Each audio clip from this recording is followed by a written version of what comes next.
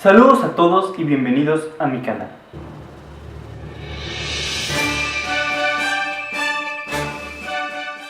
Este es mi primer video, así que he decidido elegir un tema muy acorde al mes. Como verán, tengo entre mis manos la crítica de la razón pura de Kant. ¿Y por qué la tengo? Por un simple motivo. Porque este libro es la muestra perfecta del tema de hoy. Así es. Estoy hablando de la literatura de terror. El autor electo no es ni un Stoker, ni un Lovecraft, o si sos más de moda, tampoco un Stephen King. Y evidentemente, tampoco es Kant. Lo siento, no eres tú, soy yo. No te comprendo. Bueno, nadie te comprende. Pero bien valdría la pena que estuviese a la altura de todos ellos, a excepción de Kant. El autor del que hablo es Henry James. Así es, el hermanito de William James. El terror en filosofía porque... Para los que ya conozcan a este pájaro literato de la Nueva York decimonónica, sabrán que tenía varias facetas y que no todas eran de terror. Pero para mí, cuando pienso en Henry James, pienso en el cuentista de terror. Y eso es, en este caso, redundante, porque, ya hay que irlo diciendo, a mí casi no me gustan los cuentos. Prefiero historias largas, novelas. Empero, Henry James es uno de los poquísimos autores, junto con el fantástico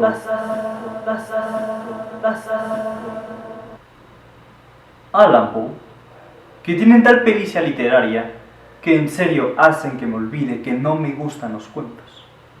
Y precisamente por ello es que para esta ocasión especial he elegido un cuento, El último de los Valerio. Aves Literatas presenta El último de los Valerio, por Henry James. Una historia de fantasmas, sin fantasmas. Ahora bien, si cuando dije literatura de terror, los primero que se les vino a mente fue fantasmas, vampiros, monstruos, etc., entonces lamento desilusionarlos, porque aquí no hay absolutamente nada de eso. Es más, no hay siquiera un solo elemento que con muchísima generosidad pudiéramos llamar terrorífico. Ni payasos, ni asesinos, ni casas encantadas, castillos medievales, and like. Y si para esas alturas ya se estarán preguntando entonces que por qué muertos le llamo literatura de terror al último de los Valerio,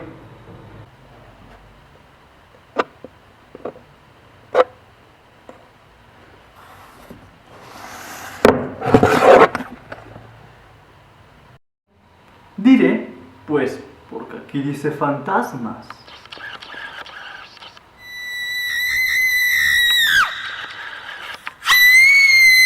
Así es, tengo esta maja colección de los cuentos supernaturales de James que la editorial Penguins Clásico decidió intitular Fantasmas.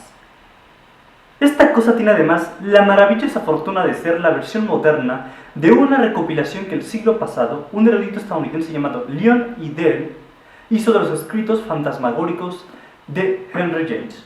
Y fue él, y no Penguin Clásicos, quien decidió que el último de los Valerio formase parte del mortuorio conjunto. Esto es un féretro donde yacen los terrores de James y de cualquiera que esté dispuesto a, por el arte de la literatura, revivirlos en su magín siempre viva. Así que volvemos un poco al mundo del último de los Valerio.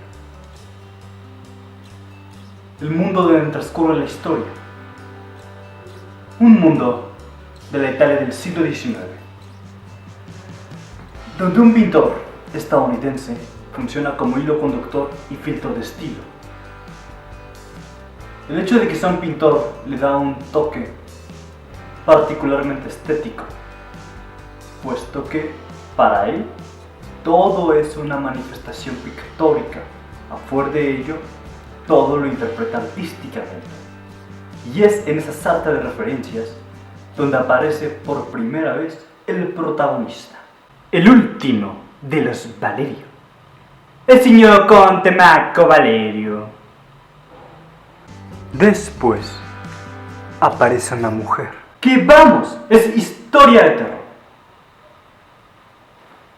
Ella es la hijada del narrador pintor, una dama estadounidense. Ella se llamaba Marta. Ella se llamaba así. Marco y Marta contrarán nupcias, pero esa no es la historia, sino el MacGuffin. La historia comienza cuando Marta no solo se ha enamorado del conde, sino también de la villa del conde.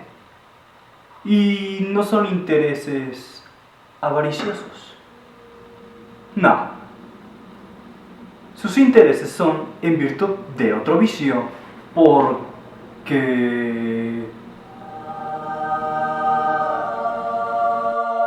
Marta está convencida que, como nueva condesa, como la primera condesa en su linaje, debe resucitar en su persona la gloria que alguna vez los Valerio, desde la época de Tarquinio el Soberbio y a lo largo de toda la historia de Roma, habían ostentado en su linaje, y que ahora, en la melancólica y casi inanimada persona del conde, se encuentra enterrada. De hecho, la metáfora funciona perfectamente. Al inicio de la historia, el conde es descrito como sin alma y la villa como sin vida. Marta intentará resucitar la villa, y como por efecto de maldición, el conde parecerá ser reanimado. ¿Y por qué digo de maldición? Porque el espíritu que comienza a germinar en el conde es la historia de terror. El espíritu que germina no es más que la historia de Roma, pletórica de artes y de vicios.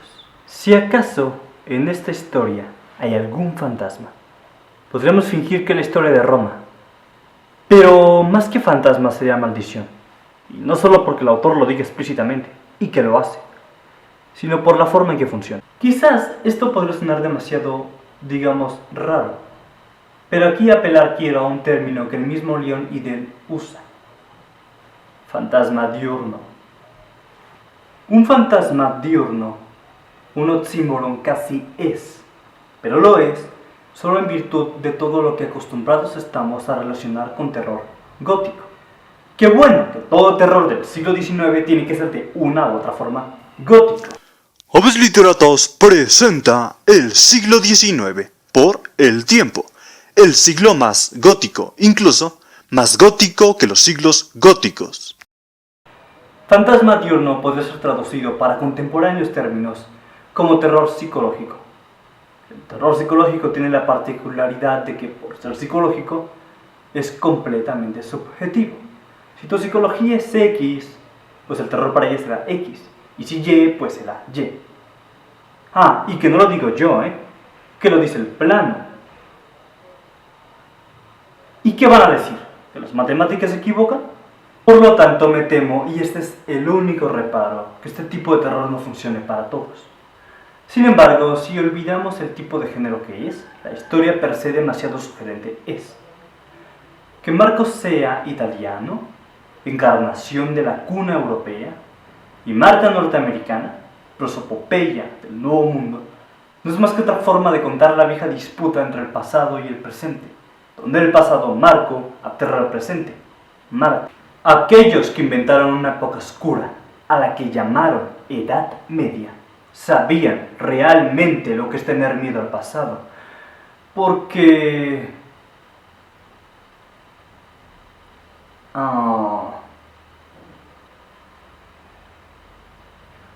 Aunque bueno, a veces también la modernidad tiene un poquito de terror. Liberté, égalité, fraternité.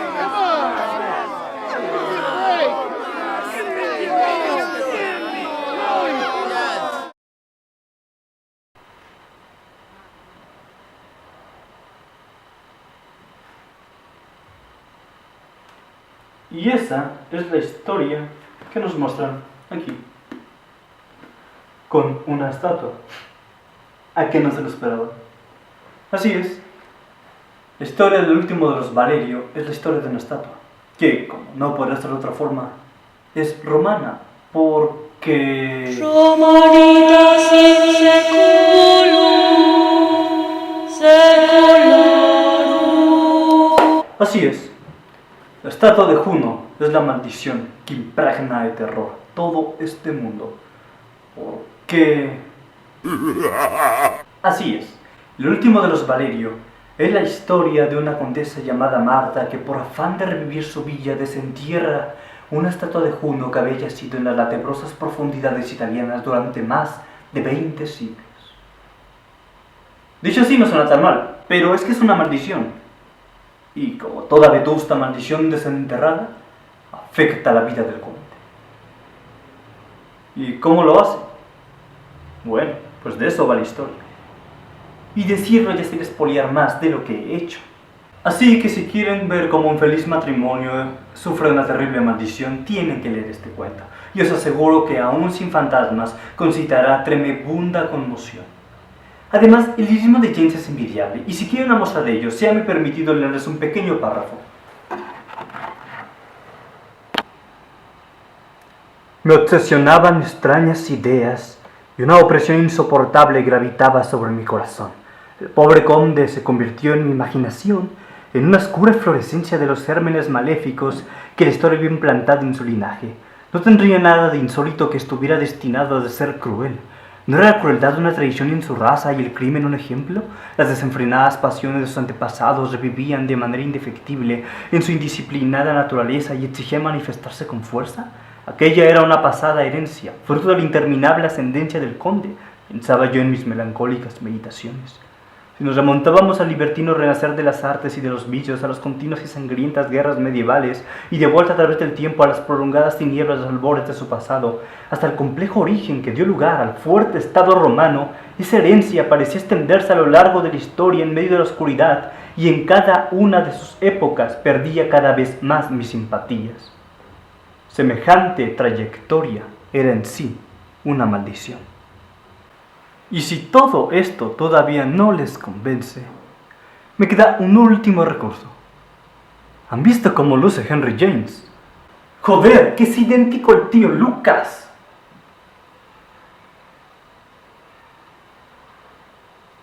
Así que si leer una historia escrita por el tío Lucas no es terror, entonces yo no sé qué muertos lo sea.